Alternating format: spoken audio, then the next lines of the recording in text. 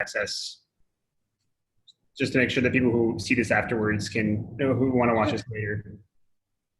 Absolutely. Thank you so much.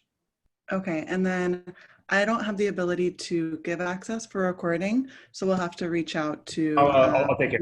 I just started it. Okay, so we have the recording going. All right, and we can start from the top. If anyone wants to just say hi for each program, we'll give each speaker a chance. We've got Dr. McKinney. Are you here for UT Southwestern? Yes, I am. It's a pleasure to be here. Thank you. And then we have Dr. Camp for Texas Tech. Excited you're here. All right, and then Dr. Carney representing Prisma Health at the University of South Carolina School of Medicine. Hey, it's actually Maggie Gray tonight. Scott Carney had to take a trip out of town, but I'm one of the assistant program directors and I'm excited to be here. Thanks for joining us. And then we have Dr. Alba Sandoval from University of Miami, Jackson Memorial. Yes, I'm here. Nice to be here. Thanks, Dr. Alba. For Carolinas Medical Center Pediatrics, we're going to have Dr. Primus and Dr. Hannigan here. Hi, everybody. Thank you. And then Dr. Whitehurst is here to speak about University of South Alabama College of Medicine. Hello, everyone. Welcome. All right. So we're going to give each speaker an opportunity to speak for about 5 to 6 minutes about their program. Here you can see we also have resident representation and some of our APDs as well to speak about each program. We're going to go ahead and start with UT Southwestern. So I'm going to go ahead and give you guys about 5 to 6 minutes. I will be starting a timer. It's not that I want to cut you off at all, but if you hear that go off, that means that we have about 1 minute left. All right, go ahead, UT Southwestern. Thank you. Sounds great. Could we pause for give it 30 seconds so we can get the recording started? Sorry, we just want to make sure everybody can watch this after. Sorry, sir. Give me 1 second. Oh, certainly. And also, I want to give a warm welcome to all of our applicants who are joining us tonight.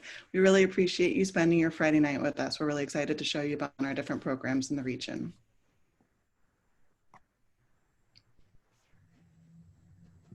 Michael, I think I did start the recording back when the initial. Oh, okay, perfect. Then never mind. We're good to go then. Thank you, but thanks for looking out for everyone. Okay, right. All right, well, it's really wonderful to see this many people together.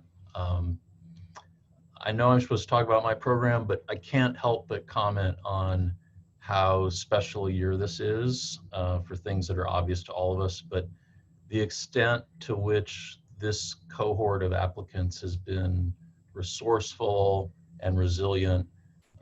20 years from now, I really predict that you're going to be people that shake up the field. So thank you to the people who helped organize this. Thank you for people being so flexible. We hope that the sorts of things that we do in our program are going to help advance people like that, people like you, by looking at a long game approach. And so we want you to feel like at any program that you go to, ours being one of them, that you're encouraged to think critically. You're encouraged to have an idea about how you can be a physician activist and advocate.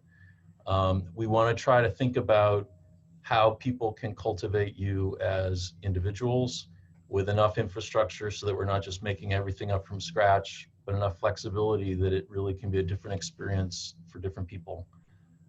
We've tried to be innovative in our program. Some of the people that are joining us tonight are the people who help create things like the X+Y schedule that we've been enthused about. And we like to feel like we experiment and pay attention and try to figure out what's working and build on that and then build up young leaders as a result. It's big where we live, about 7.5 million people. And so I still, decades into my career, have to go back and look things up. I mean, sometimes in Robbins, because I think I know I heard about that once, but now I'm seeing a person with that. And then we've also really tried to build out a thoughtful cadre of leaders that help to support each other. And so we're looking for people who are smart and driven and dedicated and decent and kind and nice. And I think that we've got that here. And then as a program director, you know, you start to think about what the main outcome of your program is. And we believe that we get people prepared to get the jobs that they want in about anything that they want to do, anywhere they want to do it. I've been at this for a little more than a decade now, and I think I probably have another 10 or 15 years left that I'd be thrilled to do this. And we're now starting to see the sort of diaspora effect that you can get from a group of alumni helping each other. And so we like to feel like we can send our grads almost anywhere in the country, and there'll be people there to welcome them that have been through a similar experience. And then as part of this year's different experiences, we've experimented more with social media. We've got an Instagram account that's been fun to help build out. We've tried to refresh our website in ways that hopefully make you feel like you get an idea about what's going on. And I think the last thing I'll say in the last few sentences is don't miss the opportunity to look around. You know, whether you come to join our program or not, there aren't many times in your life when you're so obviously encouraged to see what's out there. And we live in a country that's huge. We live in a place that should allow for fluidity and flexibility of talent flow. And that's part of the residency search project that I really loved. And we want you to have that too. And this is a wonderful way to do that despite COVID and all the constraints it presents. So with that, I'll stop so I don't eat up time, but it's wonderful to see you. I'm really grateful for the organization that went into this. Thanks so much. Thank you, Dr. McKinney. We really appreciate that. And I just want to echo what Dr. McKinney has to say. We know that, you know, we'd like to have you here in person visiting our programs, but even so, this is a really special time for you. So take this time and really celebrate this important milestone. Okay, next we have the TTUHSC Pediatrics with Dr. Camp and Dr. Goodson.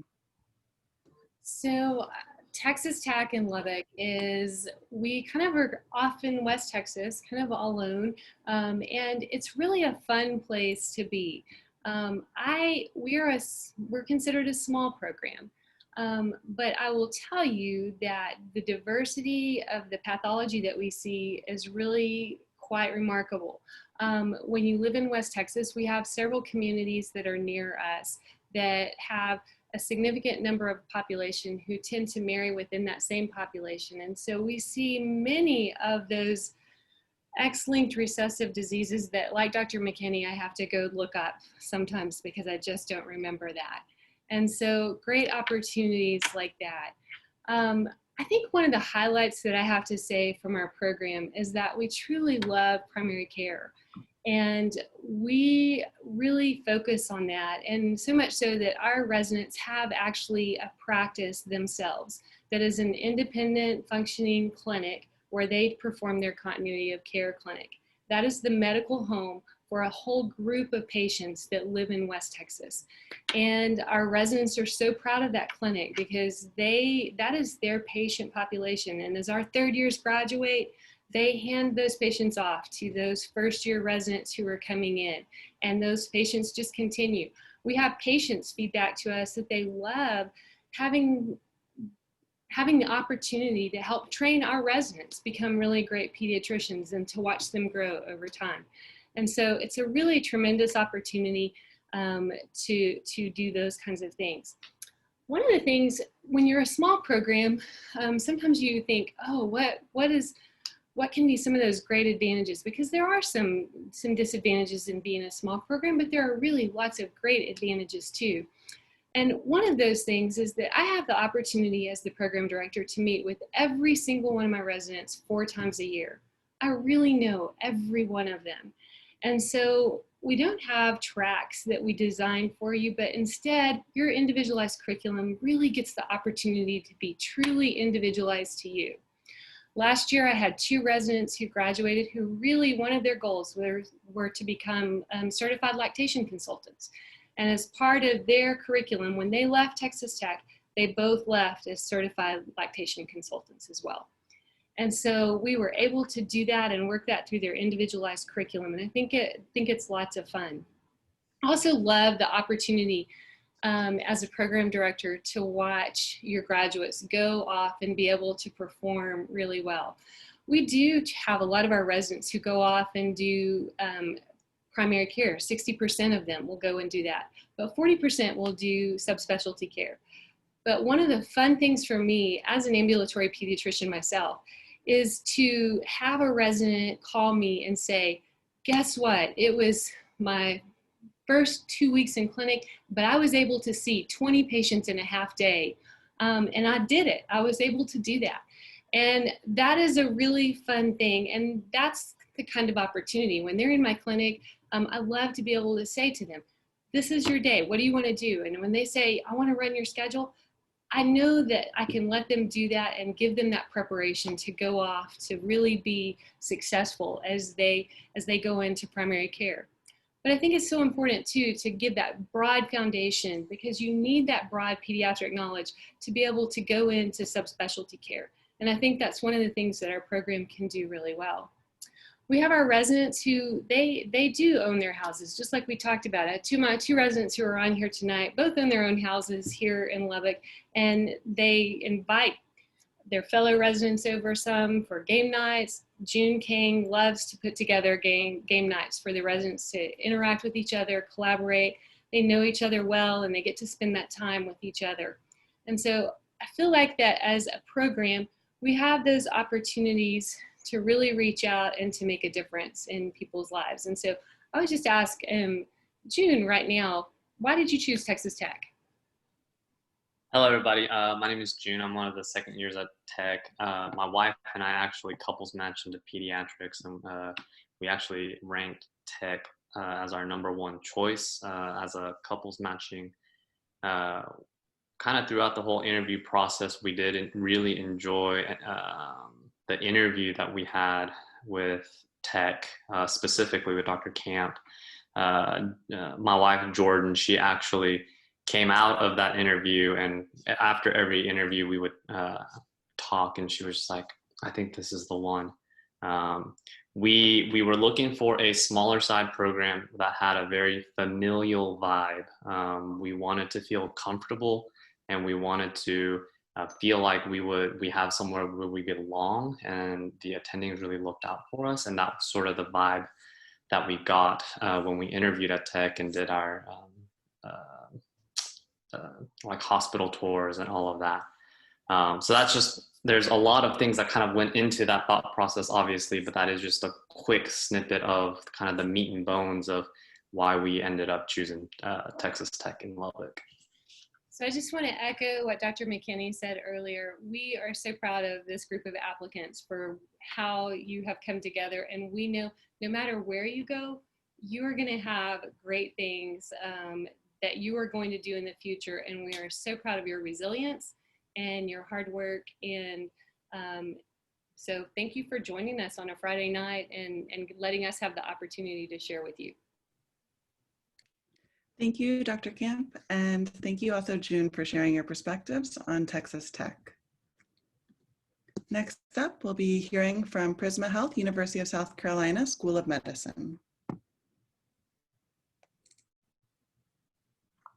Hey y'all, I'm Maggie Gray, and I am one of the Associate Program Directors for Prisma Health USC School of Medicine in Columbia. We're so excited to be here tonight. And first of all, I just want to say congratulations to all the fourth years. This is such an exciting time for you guys, and we just can't emphasize how resilient you all have been through this. We're excited to let you guys hear a little bit more about our program. I think one of the biggest things about our program is that we are a tight-knit, medium-sized program. We like to hear from our residents what's working, what's not working, and adapt accordingly. We consider ourselves very flexible as a faculty and group of attendings to make the learning experience tapered to what is best for our residents. We appreciate timely feedback from our residents, and we act on that in a timely fashion as well to try to make things better. Again, like I said, we're a medium-sized program, so we have 13 residents per class. Out of those 13 each year, about 60% pursue primary care pediatrics, and then about 40% pursue subspecialties.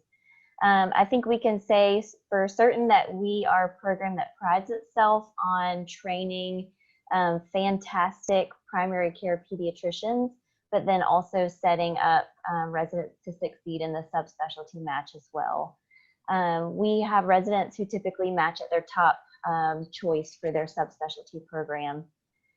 We also are a very active program from a scholarly activity perspective. We have residents frequently doing poster presentations, publications, and even presenting abstracts at national conferences. We have a unique way that we do our continuity clinics. So we have our residents actually go to a private practice pediatrician in the community and local surrounding areas. So they kind of get to see a little bit of a different dynamic than what we have in our traditional residency outpatient clinic. We also have a rigorous monthly board review course that's run by our School of Medicine Vice Chair of Education, and then is also co-hosted by the various pediatric subspecialists. And I think the residents have enjoyed the degree of board preparation that they've gotten from this.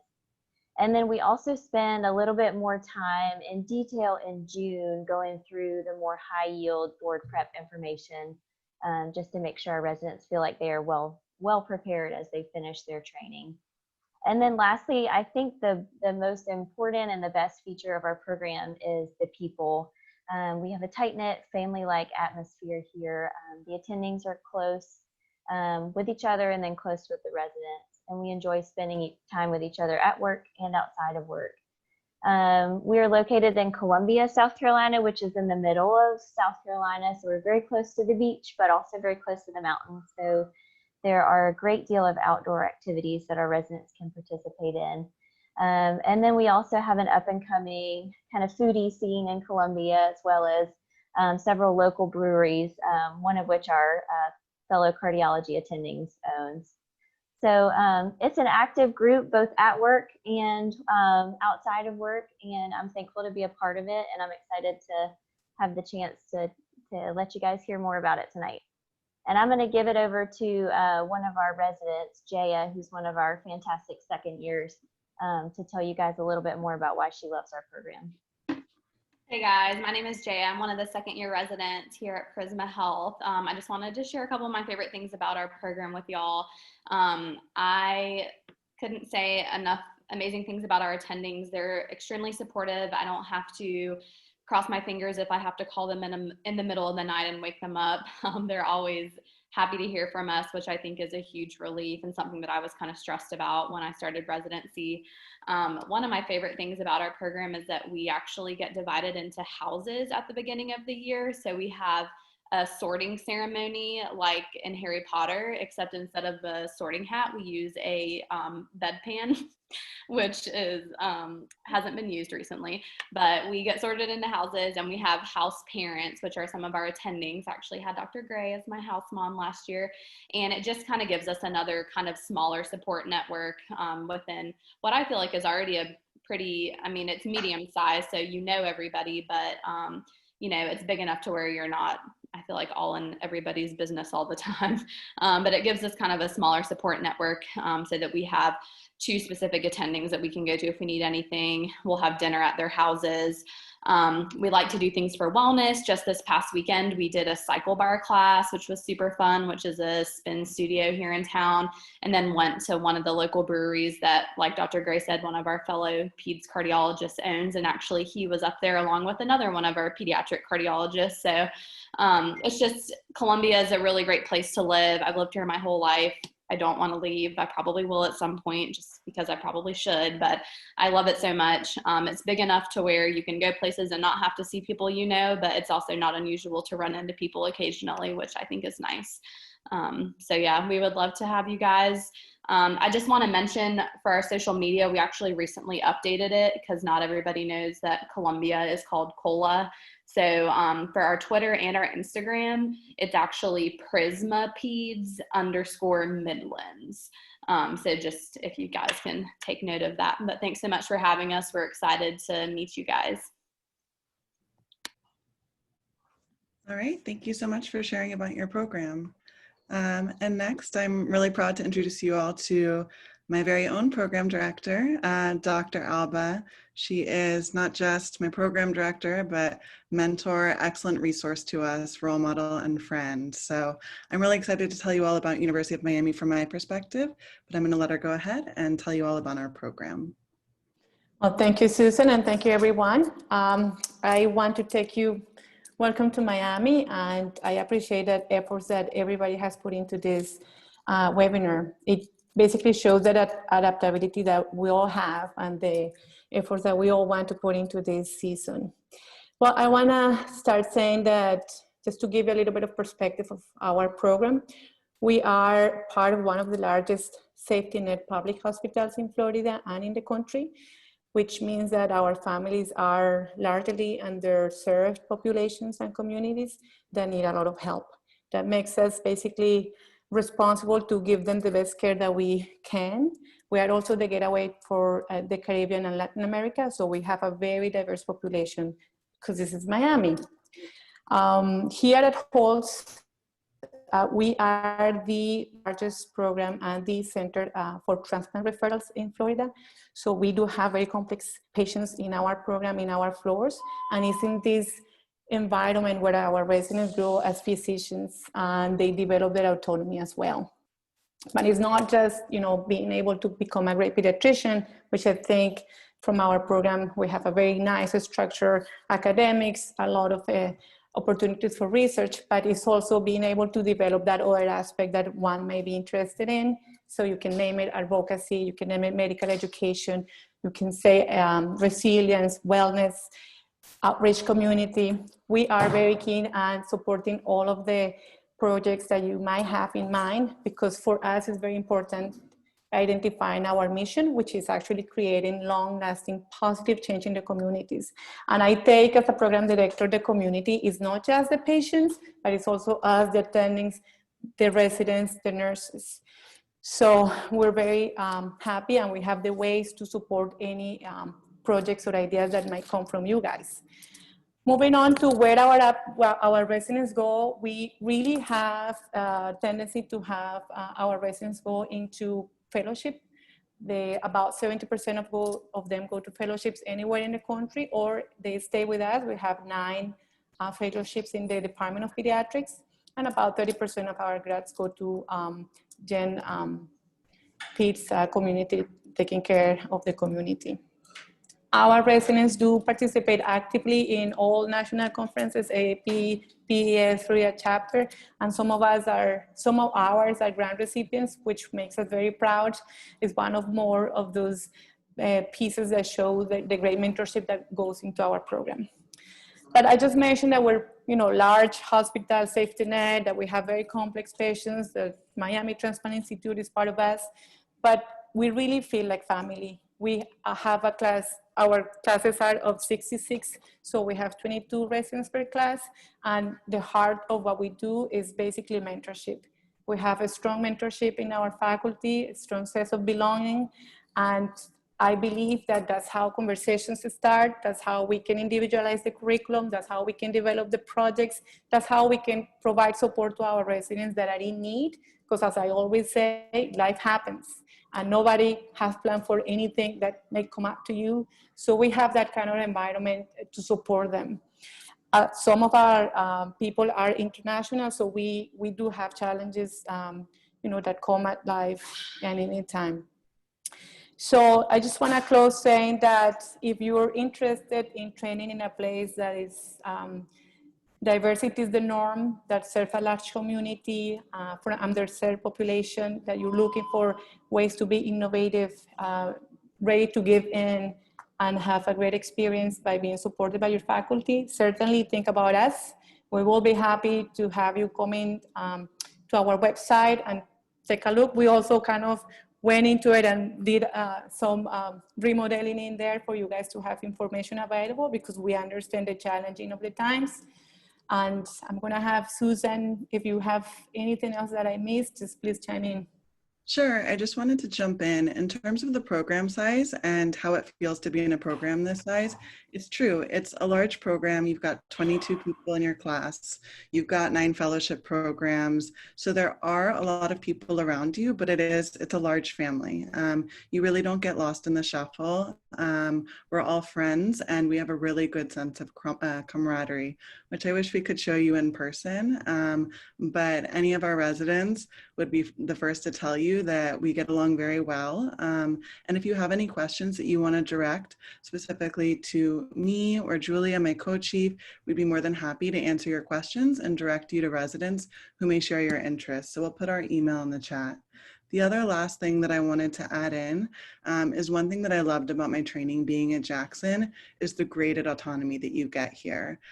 So like at any program, you're gonna work hard in your intern year, but you really get graduated independence, but still with appropriate supervision, so that by the time you're in your 3rd year of residency, you're a senior on a team, you're making independent plans, but you've got the supervision you need, and you're able to really start seeing yourself as either an outpatient pediatrician or someone going on to a subspecialty, feeling like you are ready for what's next after you finished your training. So wherever you all go, I really hope that that's something that you find in your training experience, is a 3-year program that's going to make you feel like you're prepared for whatever next when you finish.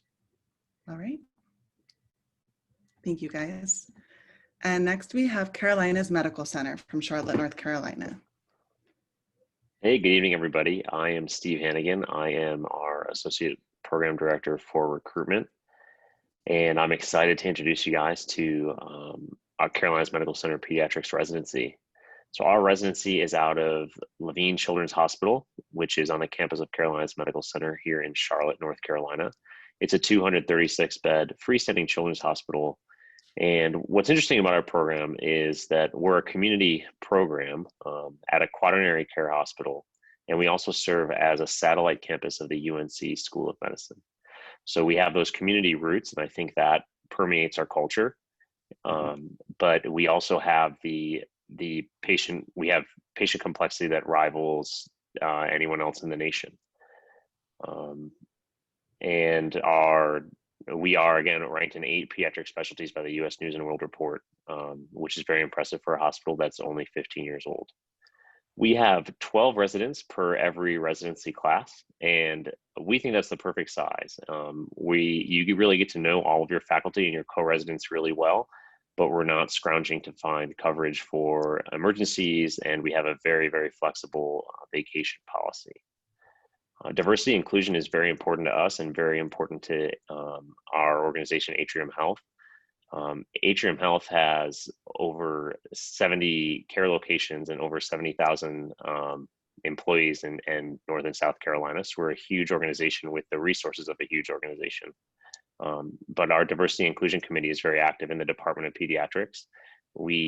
There is an Atrium Health Diversity Certificate program, which I've completed, in which we have a reserved spot for all of our residents beginning in January, which you can complete as part of your training. And finally, we have a resident faculty social committee, so that they plan monthly events for our faculty and our residents to meet outside of work. Some of our most infamous and famous events include the poker tournament, the St. Patrick's Day party, and of course the hello goodbye party towards the end of June when our interns have arrived and we're saying goodbye to our 3rd years. I'll now turn it over to Dr. Primus to talk about some of our curricular highlights. Great. Thank you, Dr. Hannigan. Thanks for joining us, everybody. We're excited to tell you a little bit more about life with us in our residency in Charlotte. And I'm going to talk just a little bit about some of our curriculum highlights. We, of course, have all of the traditional electives available to you. One of the things that a lot of our residents really enjoy is having everything right in our own footprint. So there's nothing that you can't experience in your home program that you have to go away for. We have a nationally recognized QI curriculum that we're really very proud of, with coaching and data support for residents. And that is a graduated program across 3 years. We also have, as one of your 6 individualized career programs, your career focused training months, we have 5 separate tracks. So we have a longitudinal global health track, and you actually have dedicated time for project planning and implementation throughout your 2nd and 3rd year, as well as an advanced advocacy track, which is also a longitudinal project planning period during 2nd and 3rd year. And both of those courses have a dedicated 2-week intensive course in the beginning of your 2nd year. We also have a longitudinal outpatient what we call office-based preceptorship that you can choose to do in a more private practice community setting or with a subspecialist in an outpatient setting. And new this year, we've developed a hospitalist track. So we really do allow you to really make the most of those 5 months and really create any experience that you want that's going to help you reach your career goals. And the more out of the box you want to be, the more excited we are to help you support that. We've had folks who are interested in advocacy plan month-long rotations in DC and learn how to lobby more effectively. We've had people plan rotations in New York City with ABC News learning how to deliver health media. So really anything that you want to do to make you a better pediatrician in your specific focus area, we are happy to help you achieve. And there's so much more to tell you, but I really want to hear from 2 of our residents. We have Dr. Taylor Anderson and Dr. Denise McCalla. Would love to hear what you guys like about training in our program. Hey guys, thank you so much for hopping on today. So as Steve and Dr. Prisma said, I'm going to talk a little bit about the care track. For me personally, I just got done with this advocacy program and I just feel inspired because we have the opportunity through that program to really bring about lasting sustainable change. We have very passionate faculty that are always there to kind of help give us the tools to look at what the community we're serving needs and then go ahead and go tackle it. So we get everything from grant writing in that program to even building community partnerships. And we get to do it with some pretty fabulous people, including my friend over here.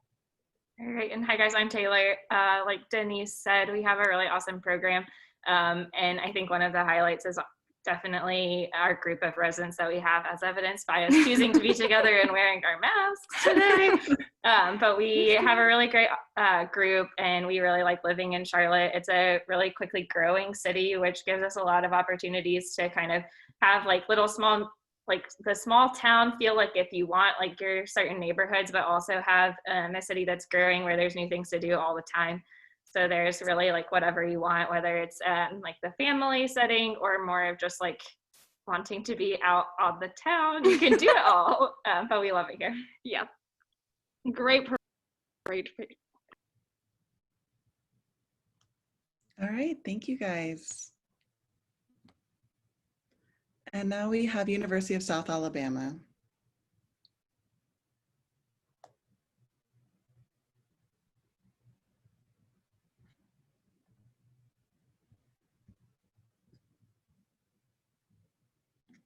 Do we have representatives from the University of South Alabama on the call? Yeah, so Dr. Whitehurst is here. He got called away. I thought he was back, but I'll just jump in. So I'm Sophia Goslings. I'm one of the associate program directors. Our PD is here, Dr. Whitehurst, but funnily enough, we were all on call today, which is why we decided to all be here. I mean, we'd be here together anyways to hopefully not both of us would get called away. Our other fellow APD, Heidi Custodia, is also here. And then we have 2 of our residents, one of which will speak at the end. So most people may not have heard of Mobile, Alabama. I actually never had when I first interviewed here. It is a small town on the coast. Alabama actually does have a part of the coast and it's lovely. So we have great weather here and we are in a freestanding children's and women's hospital. Which is really unique because we get everything that's just related to kids and women. And we are the only hospital that provides those services within a huge catchment area for several hours, which means we get to see everything, which is a great learning experience. And we do not have any fellows. There's pros and cons to having fellows or not fellows. Everybody has their own opinions on that. I trained here and I loved not having fellows because it gave you a lot more autonomy. I think one of the other programs that was on the call today also had an X+Y schedule. We have an X+Y schedule. We started it 2 years ago. Ours is what we call a 3+1. So that means for 3 weeks, you're in your specific rotation.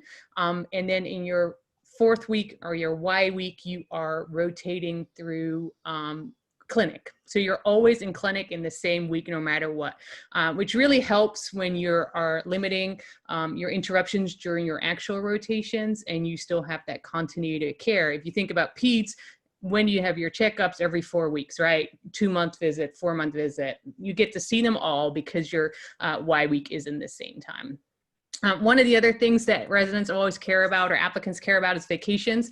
We're very lucky that we're able to give all our residents 4 weeks of vacation. And then on top of that, we give them a wellness break, which is a 5-day holiday actually. And you get to pick between Thanksgiving time, Christmas time, or New Year's Eve time. Subspecialties, we have all subspecialties in our rotation, in our hospital, except currently nephrology and rheumatology, but they're actually starting this summer. So that's really wonderful for our population as well as our residents. Because we have no fellows, I already talked about this, we get a lot of hands-on experience. We have that graduated autonomy that lots of people love. You start as an intern, you always have a senior resident above you, and you slowly graduate to that more supervising role.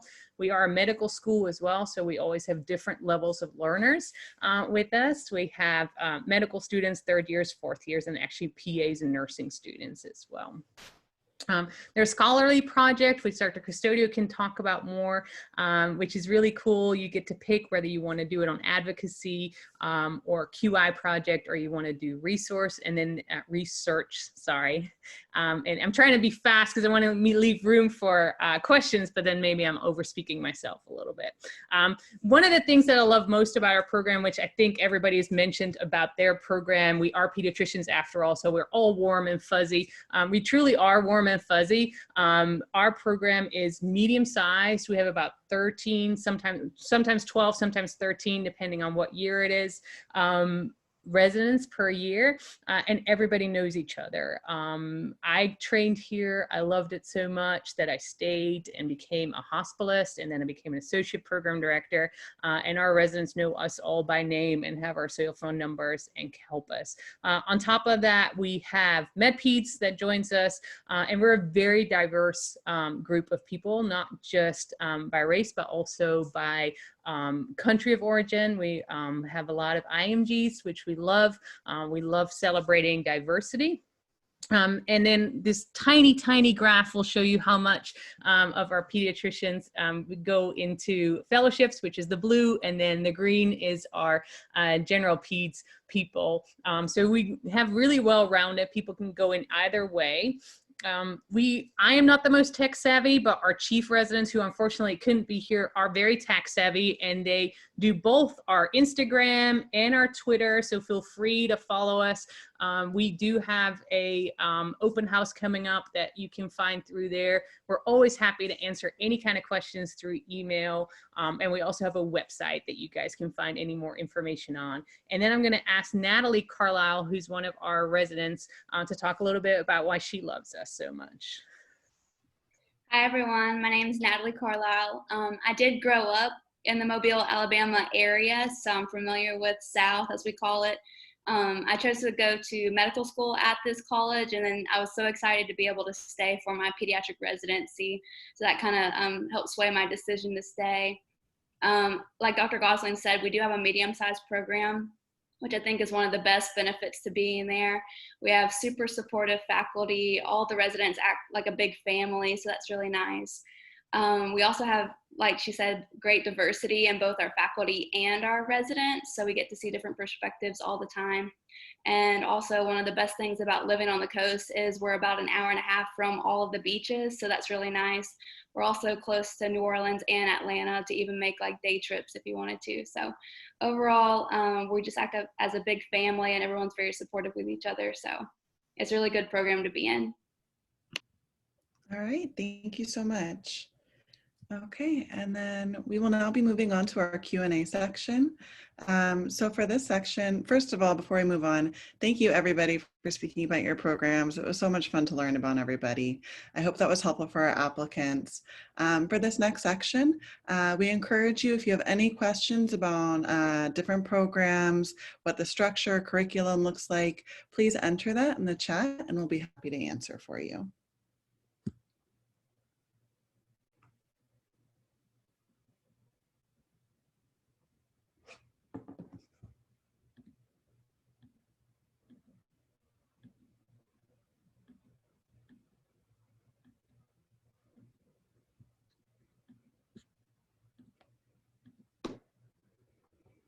And really for these types of questions, really anything is fair game. So if you want to know about the program size, kind of the culture of the program, what didactics look like, any of our programs here, I'll be happy to go through that information with you.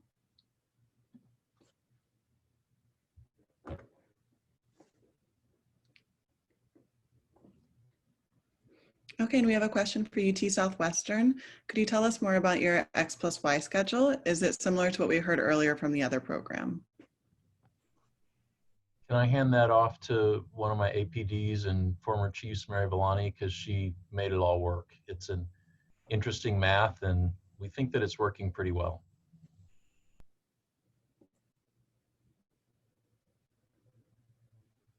Yeah, so I was privileged enough to be a chief when our program converted to X+Y.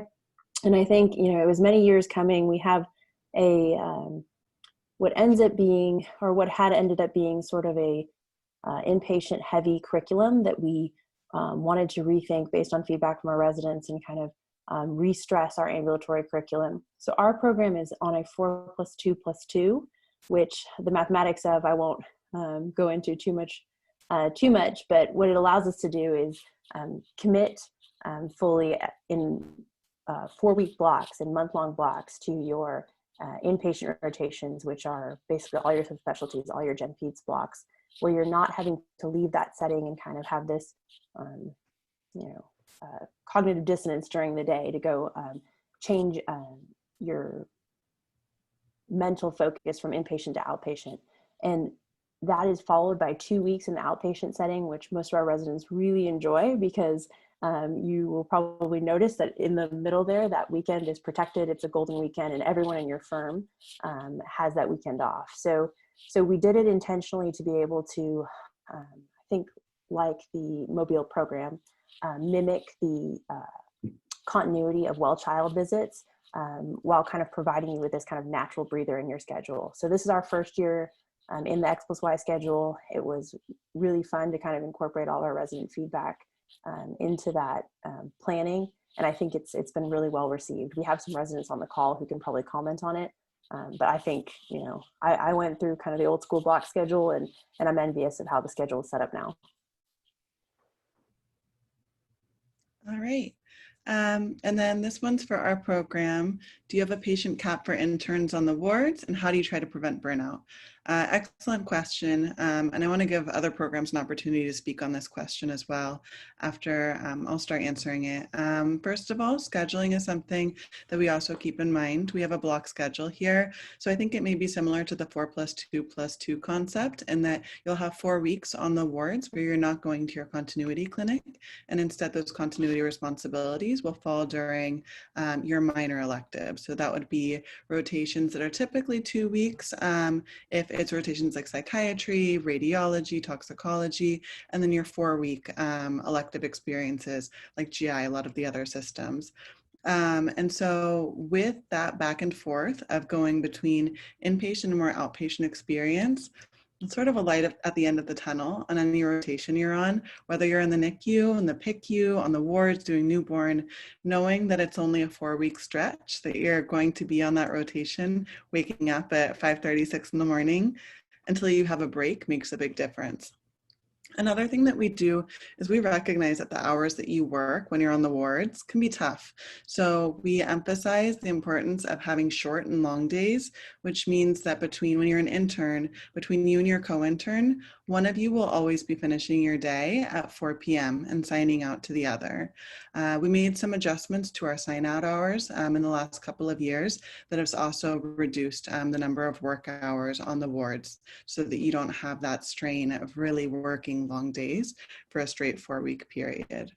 We're very committed to making sure that you don't have any duty hour violations. So that's something to the point that my co-chief and I will, if we notice that you're creeping up on your hours, go ahead and check in with you to see how we can help. And we also have wellness days. I want to give other people an opportunity to speak on this because I know that wellness and prevention of burnout is something that likely all of us feel strongly about because we really are committed to supporting you through this next phase. And part of that is making sure that you're well so that you can become the best possible pediatrician. So if anyone wants to jump in, please go ahead. So I'll just jump in real quick, and Dr. Camp does a phenomenal job of. I'm June Kang. I'm with Texas Tech Lubbock.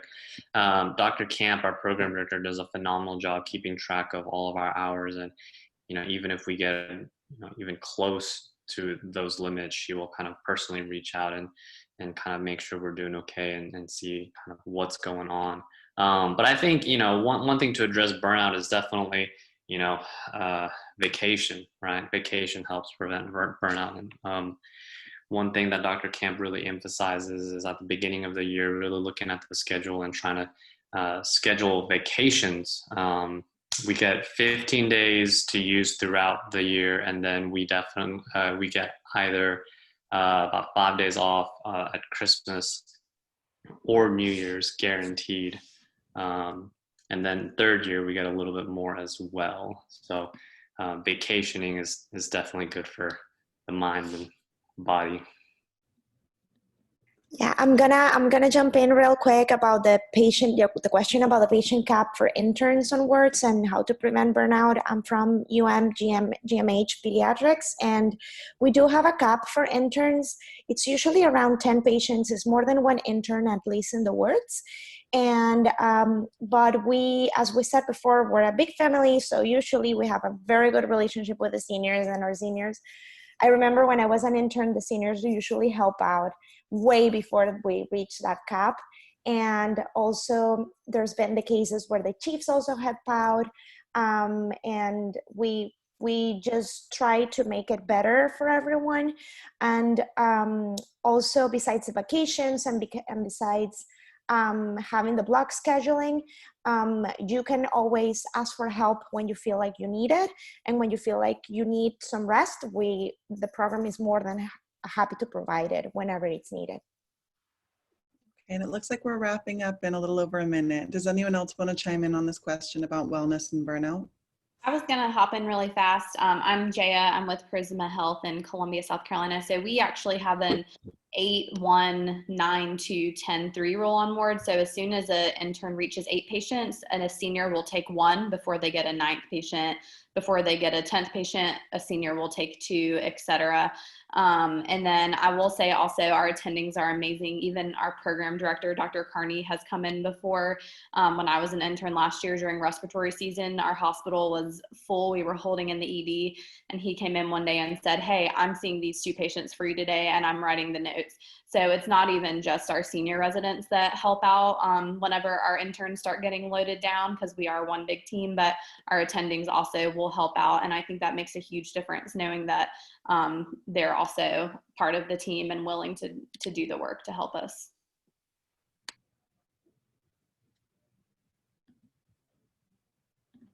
All right, any other final comments?